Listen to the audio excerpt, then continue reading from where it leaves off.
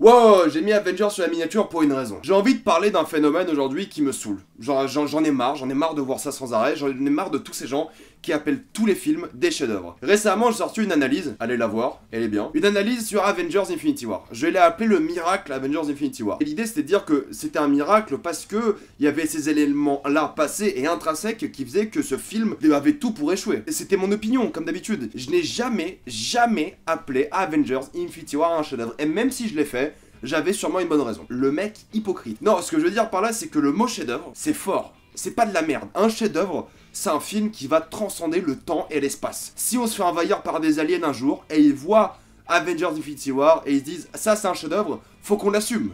Faut qu'on l'assume. Et à un moment, si vous appelez tout chef-d'œuvre, plus rien n'est un chef-d'œuvre. Plus rien. Un chef-d'œuvre, c'est une œuvre faite par un chef, ou alors une œuvre de chef, ou alors une œuvre chef. C'est super débile ce que je viens de dire, mais c'est pour vous expliquer que appeler un film de chef-d'œuvre, c'est important.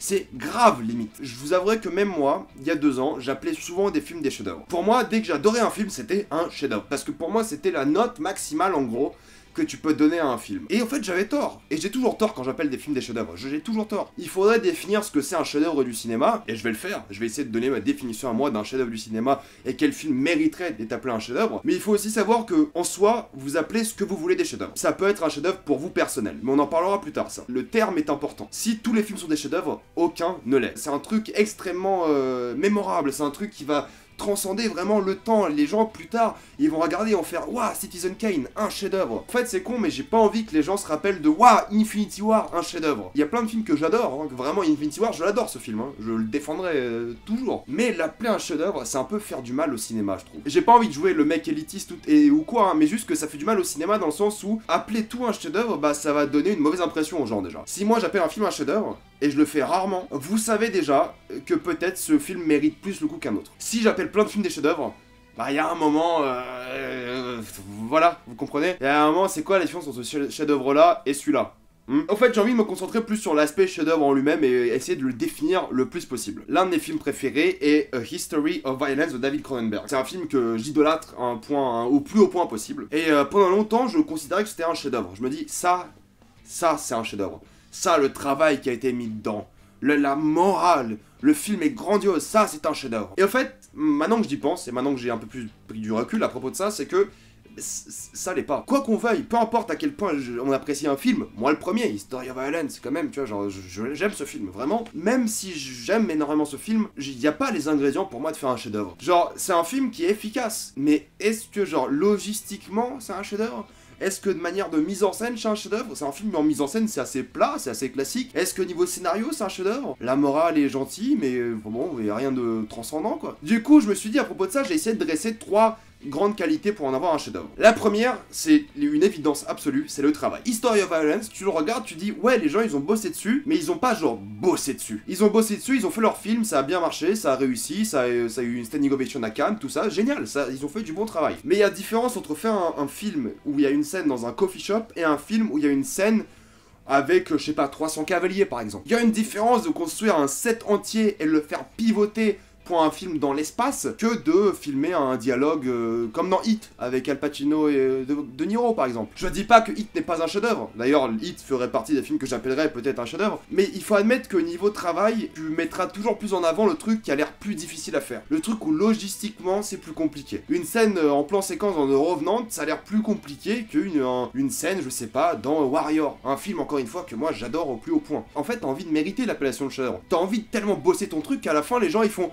J'avoue, c'est un chef-d'œuvre. Et quand je vois des petits films et tout qui sont difficiles à faire, je dis pas, comparé peut-être à des grosses productions, j'ai plus de mal à appeler ça des chefs-d'œuvre. Mais ça, je parle juste du point logistique de la chose, parce qu'un petit film peut être considéré comme un chef-d'œuvre parce qu'il a d'autres qualités que le travail logistique derrière. Parce qu'un chef-d'œuvre n'a pas forcément besoin d'une pièce d'ensemble, ce qu'ils appellent les set pieces aux États-Unis. En gros, vous avez pas besoin d'une scène qui change le film. Vous avez pas besoin d'un plan séquence à Children of Men pour être considéré comme un chef-d'œuvre. Mais sinon, faut le compenser quelque part. Vous voyez ce que je veux dire? Faut peut-être avoir un scénario qui transcende justement le travail logistique et qui dit ça c'est un chef-d'œuvre. Le travail c'est important, mais le plus important c'est de voir le travail. Peu importe si vous avez passé 10 ans à faire votre film, si j'ai pas l'impression que vous avez passé 10 ans à faire votre film, bah j'aurais du mal à le croire. Puis à Braveheart, je vois que ça a été plus bossé que, je sais pas, The Fall. Un film que j'adore, encore une fois. Faut compenser à mon goût ce travail de pièces d'ensemble, logistique, avec autre chose. Et pour moi, l'autre chose, c'est le scénario. C'est difficile de dire qu'un film est un chef-d'œuvre sans scénario. Avec un scénario, ok, c'est difficile d'appeler un film un chef-d'œuvre. Quand tu regardes un film qui a un travail logistique de malade, mais de fou furieux, et à côté que le scénario, eh ben, il soit bien, mais sans plus, l'appeler un chef-d'œuvre, ça reste compliqué. Donc pour moi, il faut que le scénario, il a un aspect grandiose, pas dans, justement, la pièce d'ensemble, mais dans la morale, dans l'émotion, dans le message qu'il veut transmettre. Pour moi, si tu me transmets un message fort, émouvant et avec quelque chose d'incroyable derrière, j'aurais plus de facilité à t'appeler un chef-d'œuvre. Tu peux avoir des petits films, par exemple Eternal Sunshine of the Spotless Minds, qui ont un travail logistique moins, on va dire, moins grand je sais pas, un Seigneur des Anneaux. Mais de l'autre côté, tu peux avoir un film qui a un message tellement fort et tellement émouvant et tellement concret et pertinent que ça peut l'élever au symbole de chef-d'œuvre. Et quand je dis de grandiose, je veux parler de thématiques fortes, en fait. J'ai pas envie de parler d'un truc vite fait à aborder dans le film. Eternal Sunshine of the Spotless Minds, le truc fort, ça reste la mélancolie et l'amour. Ça, c'est des vraies, on va dire, thématiques qui font un peu une œuvre. Dans Avengers Infinity War, c'est vrai que même si c'est un travail logistique qui a l'air compliqué, au niveau des effets spéciaux, du planning, de l'organisation, certes, c'est que niveau moral, t'as pas grand chose, quoi. T'as pas, on va dire, voilà, faut se l'avouer. Peut-être une étude de personnage à la, je sais pas, à la Memento sera peut-être plus marquante que tous les films de super-héros. Peut-être. Évidemment, bah, moi je le pense en tout cas. Et pour moi, il y a un troisième point qui est extrêmement important dans l'idée de chef-d'œuvre, c'est l'excellence. Quand je dis excellence, c'est que j'ai envie, d'en plus de te voir avoir un travail de malade sur ton film, que t'aies l'impression que t'es tout bossé à fond, et que t'aies un scénario avec une bonne morale, un bon message, j'ai aussi envie de voir un excellent film. C'est tout con, hein, mais j'ai envie de voir un très bon film. Bien mis en scène, de beaux décors, une belle cinématographie, de bons dialogues, de bons acteurs, de bons personnages. Exemple tout bête, pour moi, un exemple de chef-d'œuvre, et ça peut peut-être diviser ou pas, mais je pense que vous serez d'accord avec moi, Le Seigneur des Anneaux, Le Retour du Roi. Pour moi, l'excellence du travail, logistique, les pièces d'ensemble du Seigneur des Anneaux, juste le gouffre de Helm, par exemple, juste niveau organisation, travail. Il y a pour moi la morale, l'héroïsme, le courage, le sacrifice, et il y a pour moi l'excellence. C'est un film qui est bien édité, c'est que c'est un film qui a une bonne musique, c'est que c'est un film qui est excellent, tout simplement. Et ça reste toujours subjectif, évidemment. Mais tout ce que je vous dis depuis tout à l'heure, c'est subjectif. Je veux dire que pour vous, peut-être un film comme History Violence aura plus de travail logistique et de travail d'acteur qu'un film comme Seigneur des Anneaux, évidemment. Mais moi, je vous dis comment moi, je perçois un chef-d'œuvre. Niveau travail, niveau grandiose, moralité, scénario, et niveau excellence. T'as envie qu'un chef-d'œuvre, tout soit travaillé, détaillé, que le metteur en scène, il ait bossé avec tout le monde, le maquillage, enfin, t'as vraiment envie que ce soit excellent. Et c'est là qu'il y a énormément de confusion parmi les gens. Et je pense que c'est le plus gros important point de cette vidéo, c'est que même si tu remplis ces trois critères personnels pour appeler un film un chef-d'œuvre, il y a un truc qui bloque tout le monde, et qui me bloque aussi d'ailleurs, c'est le genre. Pour moi, un chef-d'œuvre n'est pas censé appartenir à un genre. Pour moi, un film qui est un chef-d'œuvre, c'est censé être un film qui est un chef-d'œuvre au-delà du genre auquel il appartient. Un chef-d'œuvre, pour moi, il n'y a pas de chef-d'œuvre du film de super-héros. Il n'y a pas de chef-d'œuvre du western. Vous voyez ce que je veux dire? Pour moi, il y a un chef-d'œuvre.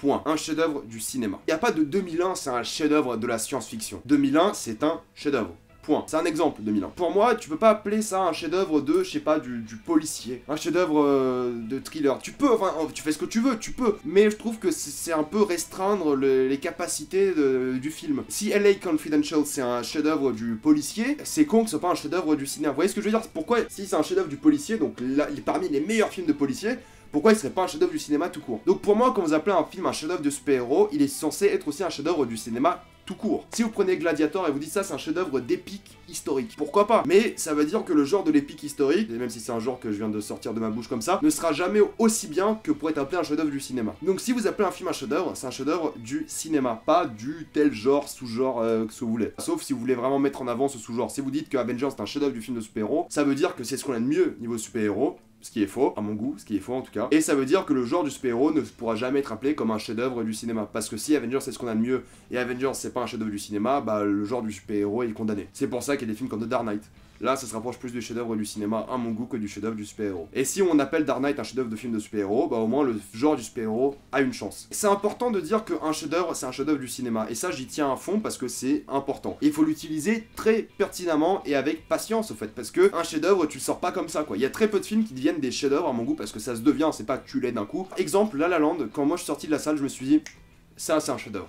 Ça, c'est un chef-d'œuvre. Et avec le temps, je pense avoir eu raison. Quand j'ai vu Children of Men, je me suis dit, ça, c'est un chef-d'œuvre. Il faut que le film, pour moi, me transcende plus que genre j'ai vu un film. Il faut vraiment que je sois atteint, que j'ai vu le film avec mes yeux. Genre quand je regarde Children of Men, je fais putain, mais regardez-moi le taf derrière, quoi. Regardez-moi le scénario, regardez-moi la fin, le message, le tout. Enfin, tu vois, regardez-moi ça quoi. Cette année par exemple, il y a aucun film pour l'instant je me dis c'est un chef-d'œuvre. Parce que pour moi un chef-d'œuvre c'est intouchable, pas le film, hein. Le fait que le film est intouchable. Le film a pas de défaut, genre. Le film est genre, regarde, ça c'est un film. C'est comme ça qu'on fait. Le film pour moi cette année qui se rapproche le plus, enfin les deux films on va dire qui se rapprochent le plus du terme de chef-d'œuvre, c'est Shape of Water et Three Billboards. Mais par contre dans Shape of Water et Three Billboards, j'y vois des défauts qui me disent que ça c'était un choix discutable pour film. C'est peut-être pas le meilleur choix à faire et du coup ça l'élève pas au terme de chef-d'œuvre à mes yeux. Même si Three Billboards et Shape of Water sont parmi mes films préférés de cette année, j'ai du mal à les élever au-dessus de chef-d'œuvre. Parce que je me rappelle de scènes où je me suis dit ah Three Billboards, la chaîne avec la biche, bof bizarre quand même. Il faut une certaine force à appeler un chef-d'œuvre, il faut un certain travail, il faut une certaine excellence et ça je trouve c'est important. Là que c'est marrant parce que même si vous n'appréciez pas un film,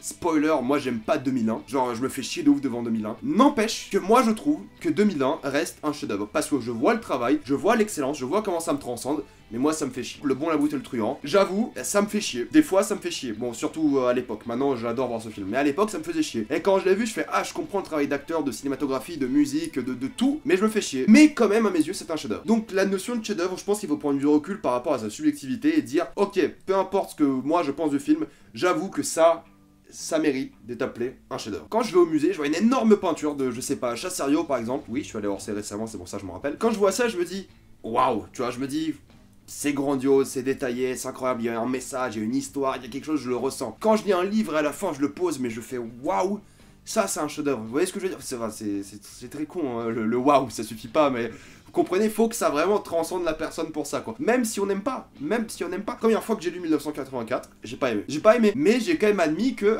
je comprends pourquoi les gens appellent ça un excellent livre, et je peux le considérer comme un chef-d'œuvre. La ferme aux animaux, pour moi, c'était l'inverse, c'était genre, excellent livre, chef-d'œuvre, je sais pas, par exemple. Vous voyez ce que je veux dire? Donc il y a vraiment une subjectivité à mettre à l'arrière de ton crâne quand tu dis chef-d'œuvre, et d'essayer de prendre le truc comme autre chose, quoi. Et c'est vrai que je me suis rendu compte dans ma vie que les petits films, entre guillemets, les films les plus intimes, les films où il y a moins de budget, j'ai plus de mal à les appeler des chefs-d'œuvre. Sauf quand, des fois, en Eternal Sunshine of the Spotless Minds me sort un scénario de ouf et j'appelle ça un chef-d'œuvre. Comme Fight Club, tu vois, Fight Club, dans la manière dont c'est fait, je peux appeler ça un chef-d'œuvre. Même si c'est très différent de l'idée qu'on se fait classique du chef-d'œuvre, organisé et tout ça. Là, Fight Club, c'est une sorte de chef-d'œuvre du désordre. Et ça marche. Et ça, c'est mieux de dire un chef-d'œuvre de désordre, par exemple, qu'un chef-d'œuvre du thriller psychologique. Vous voyez ce que je veux dire? Parce que moi, le chef-d'œuvre de désordre, ça appartient à quelque chose qui peut être, où tu peux en créer plusieurs films de plusieurs genres différents. Bah, je voulais juste parler du terme de chef-d'œuvre parce que ça me saoule de l'entendre jeter comme ça à droite et à gauche sans raison. J'ai vu des gens dire que Power Rangers est un chef-d'œuvre, alors qu'ils étaient au premier degré et sérieux, pour vous dire. Tout cet aspect-là, j'ai envie qu'on se concentre là-dessus, qu'on dise, voilà, faut prendre du recul sur ce qu'est un chef-d'œuvre. Jamais,